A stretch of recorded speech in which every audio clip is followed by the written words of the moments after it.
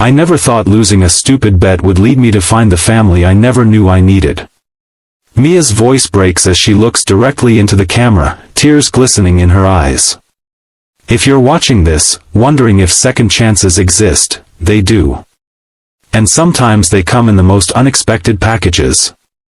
Before we dive into this incredible journey that changed not just one life but three, take a moment to hit that like button and subscribe to our channel for more stories that remind us of the unexpected ways love finds us. Your support means everything as we continue sharing these real-life moments that restore our faith in humanity. The bet seemed harmless enough. Mia Chen, a fiercely independent 28-year-old freelance photographer with a reputation for taking risks, had confidently wagered with her best friend Zoe that she could land a major magazine spread by the end of summer. The stakes: if Mia lost, she would have to move out of her beloved downtown apartment and become a live-in nanny for Zoe's cousin James, a single father struggling to raise his 8-year-old daughter Lily after his wife's death 2 years prior. "I was so arrogant," Mia confessed, sorting through her camera equipment in the small bedroom that would become hers in James's modest suburban home.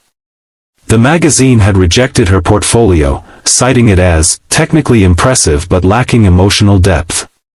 The irony wasn't lost on her as she packed up her life, preparing to spend 6 months caring for a child she'd never met, working for a man she'd only seen in passing at Zoe's holiday parties. James Parker opened the door with visible reluctance the day Mia arrived. At 34, the aerospace engineer's face showed the weathered lines of someone who had aged beyond his years. His dark hair was slightly unkempt, his blue eyes tired but alert. Behind him stood Lily, small for her age, with her father's eyes and a solemn expression that no child should wear. "We don't need charity," were James's first words to her. "Good," Mia replied, struggling with her suitcases. "Because I'm not offering any. I lost a bet, and I'm a woman of my word." The first week was excruciating. James worked long hours, leaving detailed instructions about Lily's routine that bordered on obsessive. Lily barely spoke, answering questions with nods or shrugs, retreating to her room where faded photographs of her mother adorned every surface. The house itself felt suspended in time. Dishes from James's late wife still occupied the cabinets. Her gardening gloves remained hung by the back door, untouched. It was a museum of grief that neither occupant seemed able to navigate. On the 8th day, Mia found Lily sitting on the kitchen floor, surrounded by broken glass and sobbing uncontrollably. She had tried to reach her mother's favorite teacup to have a tea party with Mommy, and had accidentally knocked the entire shelf down. "He's going to hate me," Lily whispered, her small body shaking. It was Mommy's special cup. Instead of cleaning up immediately, Mia sat down beside Lily among the shards. "Tell me about your mom," she said softly. "What kind of tea did she like?" For the first time, Lily's words came in a flood. Her mother had loved chamomile with honey.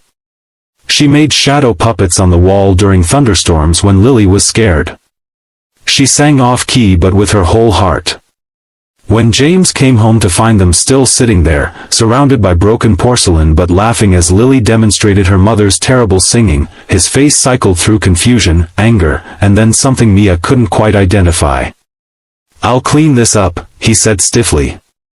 "We'll clean it together," Mia countered. "After Lily shows you the shadow puppet she invented today." That night, after Lily went to bed, James found Mia on the back porch. "She hasn't talked about Sarah in months," he said, his voice rough. "The therapist said it wasn't healthy, but I didn't know how to start." "Maybe you both needed someone who didn't feel the loss the same way," Mia suggested. "Sometimes it's easier to remember with a stranger." James nodded, and for a moment, the silence between them felt less like a wall and more like a shared breath. The following weeks brought small changes. Mia, who had never considered herself domestic, discovered a talent for creating elaborate breakfast designs that made Lily smile. She started a project with Lily, photographing beautiful ordinary things around the neighborhood, a snail's silvery trail, the perfect symmetry of a spider's web, the way sunlight filtered through leaves. James began coming home earlier. He would find them in the backyard, Mia teaching Lily how to frame a shot, or in the kitchen attempting recipes that often ended in disaster and takeout. He started joining them, first as an observer, then as a participant. One evening, as they washed dishes side by side, James admitted, "I forgot what it was like to have noise in this house." "Good noise." "Noise is my specialty," Mia joked, flicking soap bubbles at him. The bubble landed on his nose, and for a heartbeat, they both froze. Then James laughed, a real laugh that seemed to surprise even him. The halfway point of Mia's 6-month commitment arrived with an unexpected opportunity.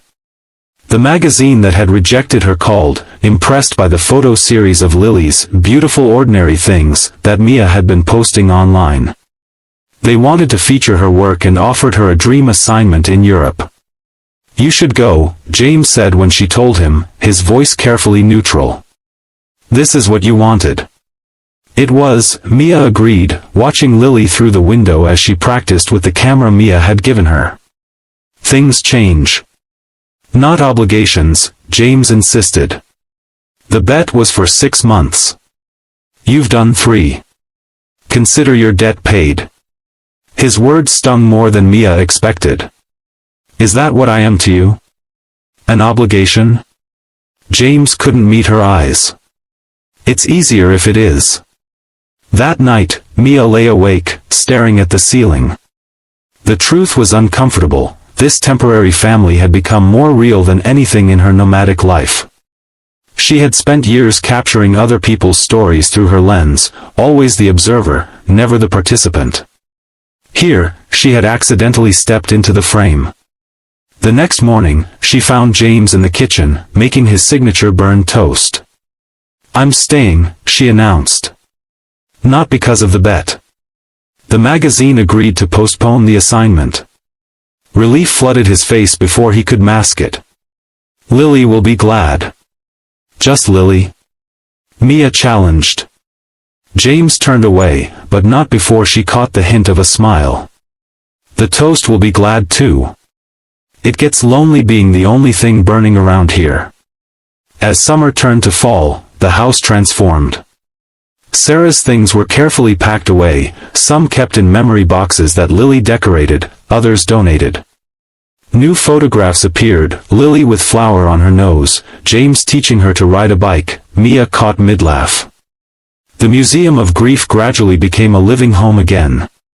On a crisp October evening, James found Mia in the garden, photographing the last roses of the season. "Lily asked me something today," he said, hands in his pockets. "She wanted to know if you were going to be her new mom."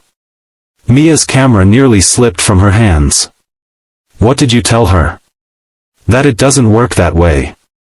That you came here because of a bet, and when the 6 months are up, you'll go back to your real life." The words hung between them, heavy with all they left unsaid. "Is that what you want?" Mia asked quietly. James took a step closer.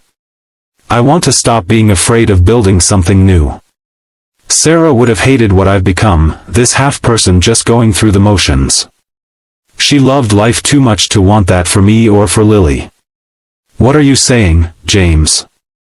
"I'm saying that Lily isn't the only one who would miss you. I'm saying that maybe losing that bet was the best thing that could have happened, not just for us, but for you too." Mia thought about the magazine spread, the travels she had always dreamed of. They still called to her, but differently now. "I don't want to be a replacement," she said finally. "For either of you." "You couldn't be if you tried," James said, his hand finding hers. "You're too uniquely yourself, stubborn, messy, brilliant. You didn't fill the empty spaces, Mia. You created new ones." The kiss that followed wasn't a dramatic movie moment. It was tentative, a question rather than a declaration. But it contained a promise that neither had expected to make again. The final month of Mia's sentence approached, but discussions of her leaving had ceased. Instead, they talked about converting the garage into a studio, about school options for Lily, about a future that somehow included all 3 of them. On the last official day of the bet, Zoe came to visit, expecting to help Mia move back to her apartment. "You planned this all along," Mia accused her friend as they watched James and Lily setting up a celebratory barbecue in the backyard. Zoe shrugged, unapologetic. "I knew you both needed something you couldn't find alone. You needed roots, he needed wings. I just created an opportunity. By manipulating us? By believing in possibilities," Zoe corrected. "The bet was real. What happened after was all you." That evening, after Zoe left and Lily went to bed, Mia and James sat on the porch swing, his arm around her shoulders. "So," he said, "technically you're a free woman now." Mia leaned into him, watching the stars emerge. "Technically, I've never felt freer than I do right here." James's hand tightened on hers. "We're not a perfect family." "Perfect is overrated," Mia replied. "I prefer real." 6 months later, Mia's photo series, Finding Home, opened at a prestigious gallery. The centerpiece was a triptych, Lily's small hands holding her mother's teacup, now carefully mended with gold in the Japanese kintsugi tradition, James standing in the doorway of their home, face turned toward the light, and a self-portrait of Mia, camera lowered, finally stepping into the frame of her own life. The magazine that had once rejected her work for lacking emotional depth, ran a feature calling it, a masterclass in visual storytelling about loss, courage, and the family we choose. At the opening, James watched proudly as Mia spoke to admirers. "You could still take that European assignment," he reminded her later. "Lily and I would be right here when you got back." Mia smiled, thinking of the ring hidden in her camera bag, the proposal she had planned for their upcoming weekend trip. "Some bets you lose," she said, taking his hand. "And some you win by losing." As the camera pans out on Mia finishing her story, we see her now in that same house, 5 years later. James's arm is around her shoulders, and Lily, now a teenager with her own camera, rolls her eyes good-naturedly at their affection. On the wall behind them hangs the framed magazine cover that started it all, alongside wedding photos and family portraits that tell the story of what came after. "Sometimes life's wrong turns lead you exactly where you need to be," Mia says, her eyes bright. "I thought I was giving up my freedom for 6 months. Instead, I found a different kind of freedom altogether, the freedom to belong." If this story touched your heart, please like and subscribe for more content that celebrates the unexpected journeys that change us. Remember, family isn't always what we're born into, sometimes it's what we find when we're brave enough to stay.